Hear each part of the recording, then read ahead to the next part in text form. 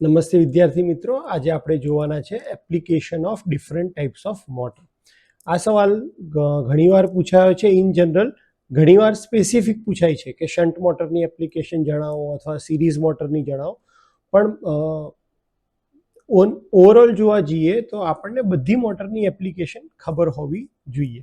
અને એટલા માટે જો એક સાથે ઘણીવાર પૂછાય 4 માર્ક્સ માટે, ત્યારે એ બધા જ ટાઈપની મોટરની એપ્લિકેશન પૂછે છે. તો એ વસ્તુ આપણે ડિસ્કસ કરવાના છે. સૌથી પહેલી ટાઈપની મોટર આપણે લઈએ શન્ટ મોટર. શન્ટ મોટરની કેરેક્ટરિસ્ટિક્સ આપણને ખબર છે કે એની સ્પીડ હંમેશા કોન્સ્ટન્ટ હોય છે અને એ મીડિયમ ટોર્ક ધરાવે છે. એટલા માટે કઈ કઈ જગ્યાએ વપરાશે? તો એ વપરાશે બ્લોવર અને ફેનની અંદર, સેન્ટ્રીફ્યુગલ અને રેસિપ્રોકેટિંગ પંપમાં, લેથ મશીનની અંદર, મશીન ટૂલ્સમાં, મિલિંગ મશીનમાં અને ડ્રિલિંગ મશીનમાં એનો ઉપયોગ થાય છે. એવી જ રીતે જો ડીસી સિરીઝ મોટરની વાત કરીએ તો ડીસી સિરીઝ મોટર એ હાઈ સ્ટાર્ટિંગ ટોર્ક ધરાવે છે. એટલે જ્યારે વજન વધારે હોય ને આપણે ઉપાડવાનું હોય ત્યારે હંમેશા ડીસી સિરીઝ મોટર યુઝ થાય છે. એમાં આપણે ખાસ ધ્યાન એ રાખવાનું છે કે એને નો લોડમાં કોઈ દિવસ ઓપરેટ કરવાની નથી, કારણ કે નો લોડ ઉપર એની સ્પીડ ખૂબ જ વધી જાય છે.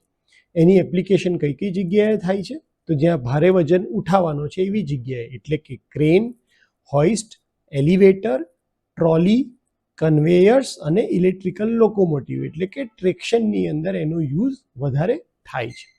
ત્યારબાદ આવે છે ક્યુમ્યુલેટિવ કમ્પાઉન્ડ મોટર.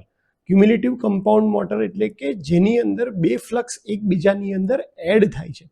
બે ફ્લક્સ એડ થવાથી આ મોટરનો સ્ટાર્ટિંગ ટોર્ક પણ ખૂબ વધારે છે. અને સિરીઝ મોટરનો જે ડ્રોબેક છે કે જેમાં નો લોડ કન્ડિશન એલાઉડ નથી, તો આમાં સિરીઝ અને શન્ટ બંને વાઇન્ડિંગ હોવાને લીધે આમાં નો લોડ કન્ડિશન એ એલાઉ છે. ક્યુમ્યુલેટિવ કમ્પાઉન્ડ મોટરનો યુઝ કઈ કઈ જગ્યાએ થાય છે? તો એનો યુઝ થાય છે રોલિંગ મિલની અંદર, પંચીસમાં, શિયર્સમાં, હેવી પ્લેનરમાં અને એલિવેટરમાં તમે એનો યુઝ જોઈ શકો છો. Differential compound motor. Differential compound મોટરની અંદર બે ફ્લક્સ એકબીજાને ઓપોઝ કરે છે અને એટલા માટે એની સ્પીડ વધે છે. ક્યારે? જ્યારે લોડ વધે છે. લોડ વધવાથી સ્પીડ કેમ વધે છે? નોર્મલ કન્ડિશનમાં મોટરમાં શું છે, જેમ જેમ લોડ વધે એમ એની સ્પીડ ઘટે. પણ ડિફરન્શિયલ કમ્પાઉન્ડ મોટરમાં બે ફ્લક્સ એકબીજાને ઓપોઝ કરતા હોવાને લીધે જેમ તમારો લોડ વધે એટલે કે લોડ કરંટ વધે એમ તમારો ફ્લક્સ ઘટે અને ફ્લક્સ ઘટવાને લીધે તમારી સ્પીડ વધે છે. ડિફરન્શિયલ કમ્પાઉન્ડ મોટર માટે કોઈ સુટેબલ પ્રેક્ટિકલ એપ્લિકેશન છે નહીં. ડિફરન્શિયલ કમ્પાઉન્ડ જનરેટર માટે છે કે જે વેલ્ડિંગની અંદર યુઝ થાય છે. પણ ડિફરન્શિયલ કમ્પાઉન્ડ મોટર જો તમને પૂછી હોય તો એનો not suitable for any practical application. તો હોપ કે તમને applications of different types of motor ખ્યાલ આવી ગયો હશે.